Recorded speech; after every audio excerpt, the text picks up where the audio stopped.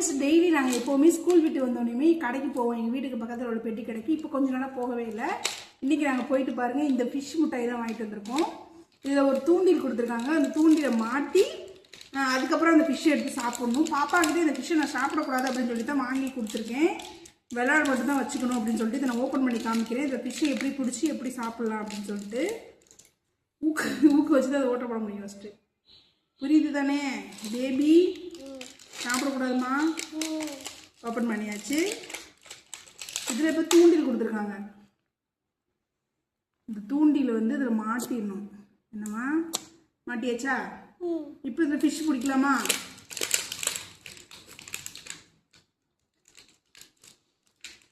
Fish பிடிச்சிடலாமா? First எந்த fish பிடிக்கலாம்? க்ரீன் ஃபிஷ்ஷா? எந்த ஃபிஷ் தான் உனக்கு பிடிக்கும் தீஷி? Red fish. ஃபஸ்ட்டு ரெட் ஃபிஷ்ஷை பிடிச்சிருவோமா? ஃபிஷ் பிடிச்சாச்சு. ஃபிஷ் பிடிச்சாச்சு. யாருக்கெல்லாம் ஃபிஷ் வேணும்? நாங்கள் சூப்பராக இருக்குல்ல? ஆனால் இதை சாப்பிடக்கூடாது, சும்மா விளையாடுறதுக்கு. என்னம்மா? ஓகே தானே? பாய்.